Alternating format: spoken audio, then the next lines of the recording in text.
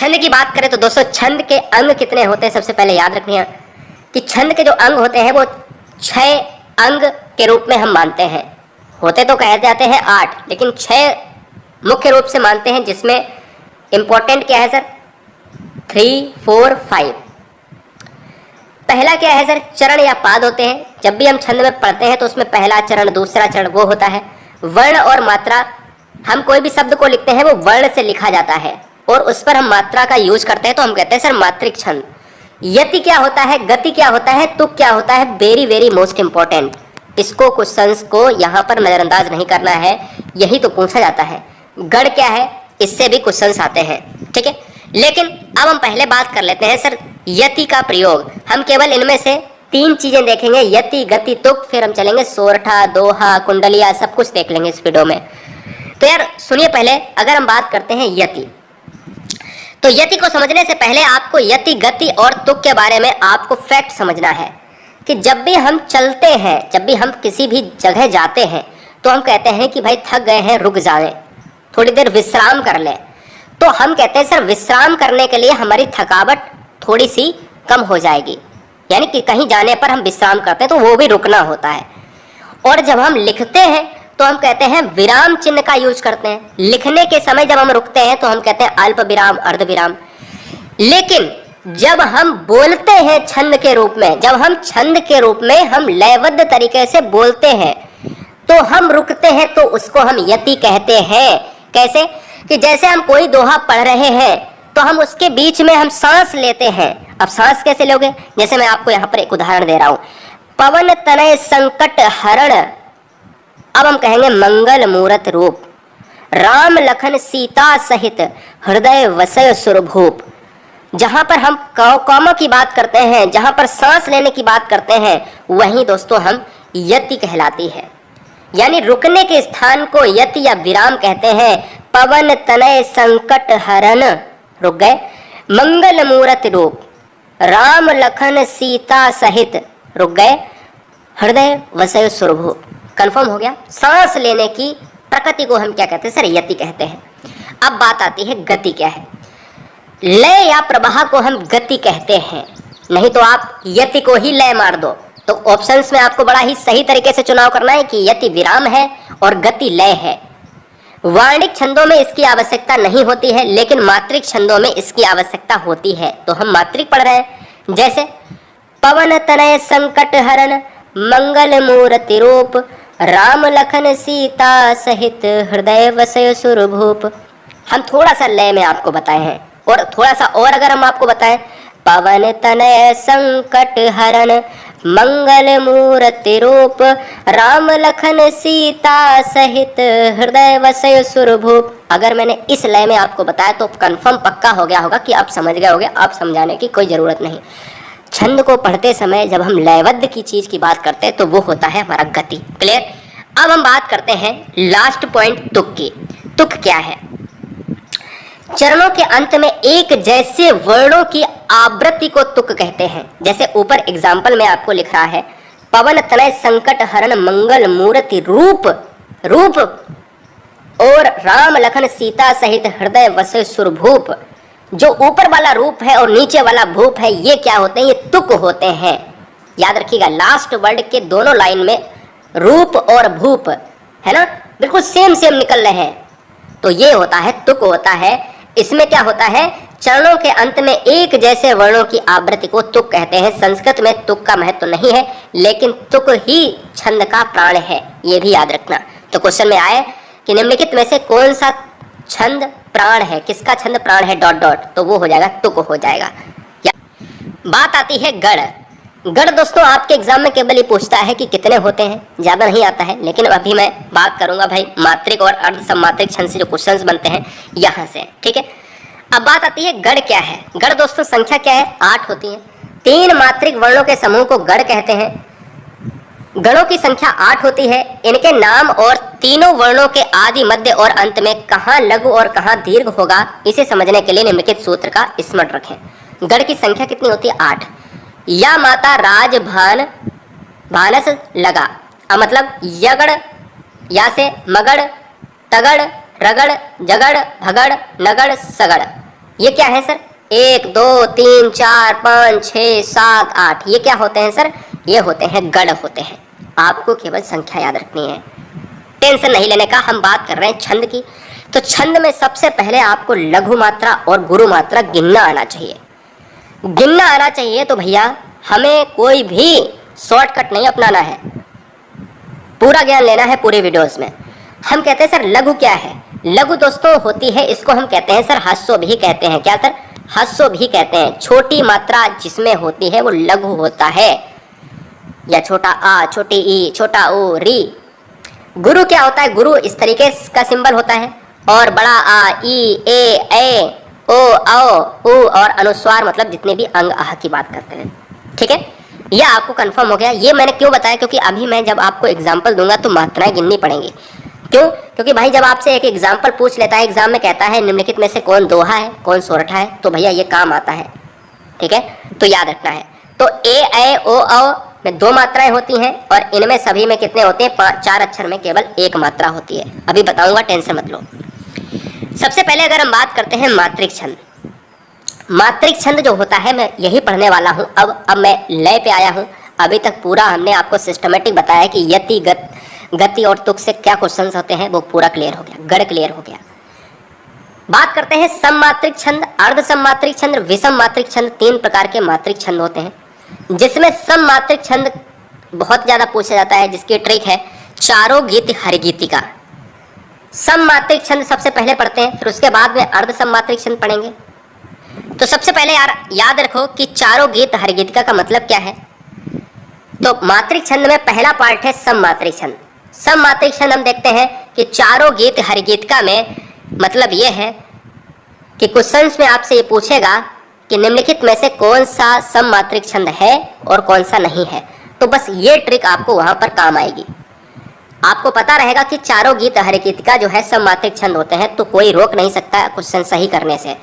अगर चारों गीत यानी चौपाई, चारों से चौपाई, रो से रोला, गीत से गीतिका और हर गीतिका तो है ही।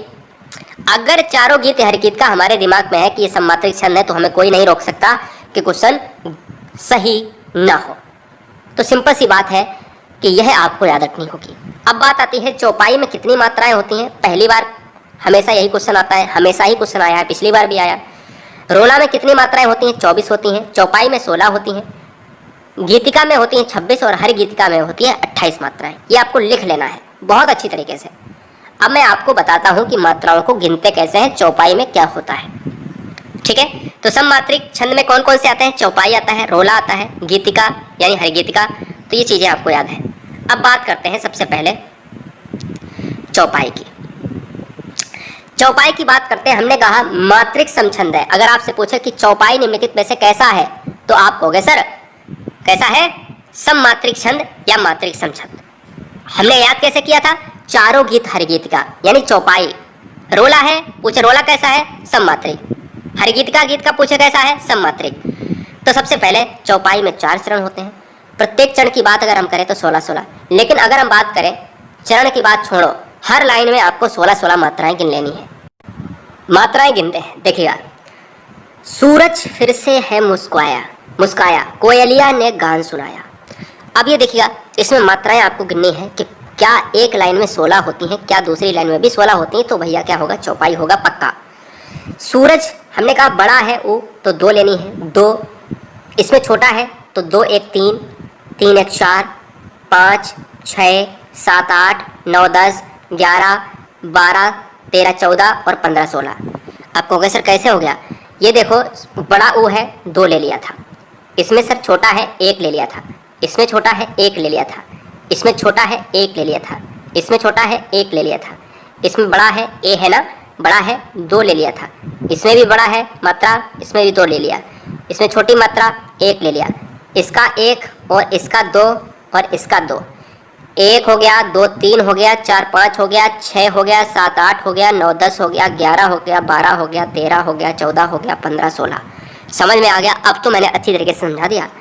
यानी छोटी मात्रा में 1 लेना है, बड़ी मात्रा में बड़े डंडे में ए में आए या इसमें आए या इसमें आए या इसमें आए, ये कैसी हैं? ये सभी आपको 2 लेनी। 2 का सिंबल कैसा होता है सर? ऐसा होता है। चलो 16 इसमें मात्राएं हो गई।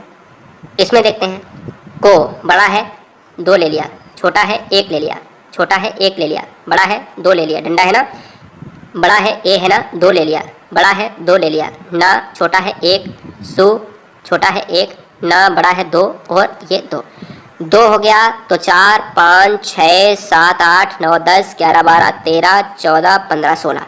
तो ये भी हम कह सकते हैं, हमने कहा 16 इसमें मात्राएं निकली, 16 इसमें मात्राएं निकली, आंसर क्या हो जाएगा, चौपाई हो जाएगा। कैसा है, सममात्रिक छंद है। कोई दिक्कत आई? बात करते हैं नेक्स्ट, रोला। रोला कैसा है सर, मात्रिक समछंद है। मात्राएं कितनी है सर, 24 मात्राएं हैं। चरण कितने सर, प्रत्येक चरण में 24, इसमें भी 24 निकलनी चाहिए, इसमें भी 24 निकलनी चाहिए। गिनना आपको बताया है, छोटे ऊ की मात्रा, छोटा आ, ये सब कोई दिक्कत मैटर नहीं करता, इसमें 1 मात्रा लेनी है। अनुस्वार विसर्ग ये सब आपको 2 मात्राएं लेनी है, ठीक है। चाहे ए हो छोटा, चाहे बड़ा ए हो, ओ हो छोटा, चाहे बड़ा ओ हो, 2 मात्राएं लेनी है। एक लाइन आपको गिन के बताते हैं, फिर आपको समझ में आ जाएगा। हमने कहा इस चरण में आपको 24 मात्राएं होनी चाहिए। उठो, उठो में क्या हो जाएगा बताओ, उठो 1 मात्रा 2 मात्रा, 1 मात्रा, बड़ी है 2 मात्रा, बड़ा है 2 मात्रा, और एक और ये छूट गया है, यहाँ पर भी 2 मात्रा, यहाँ 1 मात्रा, यहाँ पर 2 मात्रा, यहाँ पर 1 मात्रा, यहाँ पर 1 मात्रा, छोटा है 1 मात्रा, छोटा है 1 मात्रा, ये बड़ा है 2 मात्रा, और ये त्यागो, या में 2 है और ता 1 है, मतलब 3 मात्रा हो जाएंगी। मतलब कह सकते हो 1 और 2, और इसको हम कह सकते हैं 2। तो हम कह सकते हैं 1 2 3 4 5 6 7 8 9 10 11 12 13 14 15 16 17 18 19 20 21 22 23 24। तो हम कह सकते हैं 24 मात्राएं इसमें निकली। इसी तरीके से 24 मात्राएं इसमें आप गिन सकते हो। हरिगीतिका की बात करें सर, नेक्स्ट है हमारा हरिगीतिका। फिर चलते हैं अर्ध सममात्रिक, जहाँ से दोहा सोरठा से क्वेश्चन बनते हैं।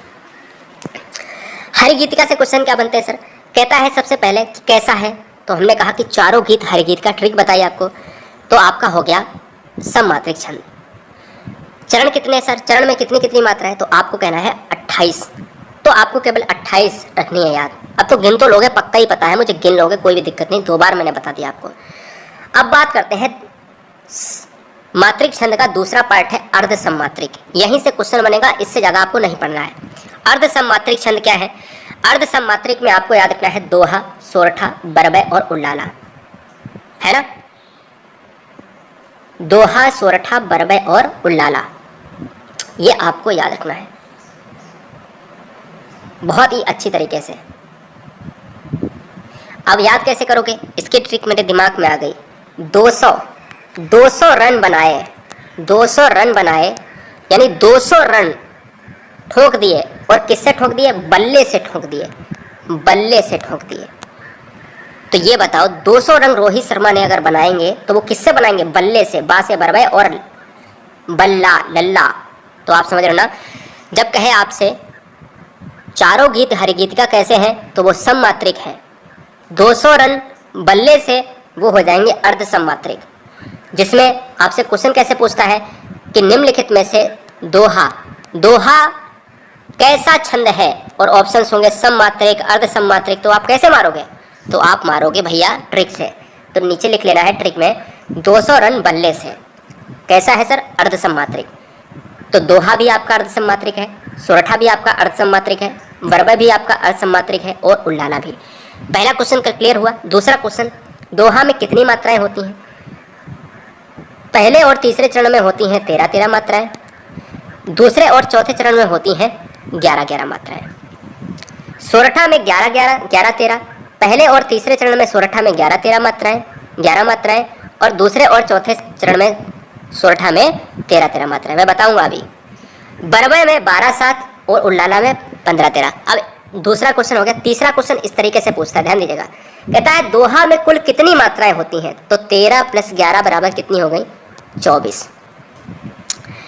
सोरठा और दोहा में तो भैया बराबर ही होंगी, तो आपसे कहते कुल मात्राएं, तो आपको 11 + 13 24 ही। अगर आपसे कहते बरबय में कुल मात्राएं कितनी होती हैं, तो 12-7 19। अगर आपसे कहे उल्लाला में कुल कितनी मात्राएं होती हैं, तो उल्लाला में 15 + 13 5 3 8 और 2 28। कोई दिक्कत है? तो अगर कुल मात्राएं पूछे तो इतनी, अगर प्रथम पद द्वितीय पद करके पूछे तो 13-11 11-13 12-7 और 15-13, इस तरीके से मारना है। अब बात करते हैं, पहला पार्ट है इसमें दोहा। दोहा कैसा है सर? मात्रिक अर्धसम छंद है, यानी अर्धसम मात्रिक छंद है, जिसमें पहले पद में यानी पहले और तीसरे पद में है 13-13 मात्राएं और दूसरे और चौथे पद में है 11-11 मात्राएं। अब कैसे हम इसको पहचानेंगे? हमने कहा था चरण की बात करें तो पहला चरण इतना होता है, दूसरा चरण इतना होता है, तीसरा चरण इतना होता है और चौथा चरण इतना होता है। समझ गए? तो पहला और तृतीय यानी ये और ये वाला जो चरण होता है इसमें 13-13 मात्राएं आनी चाहिए, और जो ये दूसरा और तीसरा चौथा चरण होता है इसमें कितनी कितनी मात्राएं आनी चाहिए? इसमें 11-11 मात्राएं आनी चाहिए। यानी ये वाला जो चरण है इसमें 13 मात्राएं, ये वाले दोनों चरण है इसमें 11 मात्राएं। तो आपका क्या होगा सर? दोहा हो जाएगा। मेरी भववादा हरो, आप कहोगे सर कैसे? फटाफट देख लेते हैं। 1 2 3, यहाँ पर 2 आएंगी। मेरी एक ही मात्रा में 2 2 2 1 1, बाधा 2 2 1, इसमें भी 2, इसमें भी 2, धा में 2, ना में 2, गा में 1, री में 1, सो 2 और ये में कितना है? या है ना 1 है। गिनो 2 2 4 5 6, ठीक है, 7 8 9 10 11 12 13। अब देखो इस वाले चरण में कितनी हो गई सर? 13 हो गई। अब इसमें गिन लो 2 2 4 2 6 7 8 9 10 11। अब हमने कंफर्म बता दिया है कि इसमें अगर 13 हो गई, इसमें 11 हो गई, तो आगे में कितनी होंगी सर? आगे में फिर 13 होंगी और आगे में फिर 11 होंगी। तो कंफर्म हो गए आप कि पहले तीसरे चरण में आपकी होंगी 13, दूसरे और चौथे चरण में आपकी होंगी 11। ये क्या होता है सर? दोहा होता है। सोरठा की बात करें, सोरठा एक अर्धसममात्रिक या मात्रिक अर्धसम छंद है, उल्टा होता है बिल्कुल दोहा से। पहले और तीसरे चरण में होती हैं 11-11, दूसरे और चौथे चरण में होती हैं सर 13-13 मात्राएं। आपको गिन लेना है, कोई भी दिक्कत नहीं आएगी। आप एक बार ट्राई करो, गिनो। वही वाला मेथड जो ऊपर बताया था, लघु में कौन कौन सी गिननी है? 1 मात्रा गिननी है। दीर्घ में कैसे कैसे गिननी है? गुरु में 2 मात्राएं गिननी है। ठीक है, अब बात आती है नोट में कि दोहा सोरठा का उल्टा होता है। क्वेश्चन में आपको लिख कर आ जाए कि सोरठा का उल्टा क्या होता है, तो दोहा, दोहा का उल्टा क्या होता है? सोरठा। क्लियर हो जाएगा? बहुत अच्छे। विषम मात्रिक छंद में एक आपको पॉइंट बताते हैं। विषम मात्रिक छंद में ज्यादा दिमाग नहीं लगाना। कुंडलिया आता है। कुंडलिया आपसे कहता है, कुंडलिया आपसे क्वेश्चन में आएगा कि कुंडलिया निम्नलिखित में से किसका संयोग है। ये क्वेश्चन आपसे पूछेगा और नीचे एग्जाम्पल ABCD दिया होगा। तो कुंडलिया में आपको वही ऑप्शन लगाना है जिसमें दोहा प्लस रोला दिया हो। दोहा प्लस रोला दिया हो, ठीक है, दोहा प्लस रोला दिया हो, वो आपको कुंडलिया लगाना है। बहुत ही बढ़िया है, बहुत ही अच्छी तरीके से इस चीज को देखो। छप्पे में रोला और उल्लाला याद कैसे करोगे? यू से उल्लाला और आर से रोला और छा से छप्पे, यू आर छप्पे। कैसे याद करोगे? यू आर छप्पे। जब 1-2 बार बोलोगे तो आपको याद हो जाएगा। छप्पे बराबर क्या होता है? रोला प्लस उल्लाला। और कुंडलिया बराबर क्या होता है? दोहा प्लस रोला होता है। लास्ट में बता रहा हूँ बनावट की बात, एक बार फिर से बता रहा हूँ। कुंडलिया को विषम मात्रिक छंद है कुंडलिया, और कुंडलिया का संयोग होता है। ये क्वेश्चन बहुत ही इंपॉर्टेंट है, मैं दोबारा फिर से बता रहा हूँ। 1 दोहा प्लस 1 रोला बराबर क्या बनता है सर? कुंडलिया बनता है। और 1 दोहे में होता है 13-11 मात्राएं, और रोले में होती हैं प्रत्येक पद में 24-24 मात्राएं, जो हम पहले ऊपर पढ़ा चुके हैं। जो बच्चे अभी देखे हैं वीडियो को, तुरंत वीडियो को स्टार्टिंग से देखें, ठीक है। कोई भी दिक्कत वाली सर बात नहीं आएगी। आपको अर्ध सममात्रिक छंद जो मैंने बताया है, सममात्रिक छंद चारों हरिगीतिका, चारों गीत हरिगीतिका, और फिर हमने वो वाला बताया है 200 रन बल्ले से, वो इस तरीके से क्वेश्चन बहुत अच्छे से बनेंगे। कहता है निम्नलिखित में से कौन सा सममात्रिक छंद है, कौन सा अर्ध सममात्रिक छंद है। ये आप अपने रजिस्टर में पूरी तरीके से नोट करें। वीडियो अगर अच्छा लग रहा हो हर बहन हर भाई को, तो लाइक और सब्सक्राइब कर लो, जिससे कोई भी नोटिफिकेशन मिस ना हो और हर ट्रिकी वीडियो आप तक पहुंचती रहे। वंदे मातरम। आप सभी के परिवारों में यूं ही खुशी बनी रहे। आदाब, सत श्री अकाल, जय महाकाल, इंकलाब, जिंदाबाद।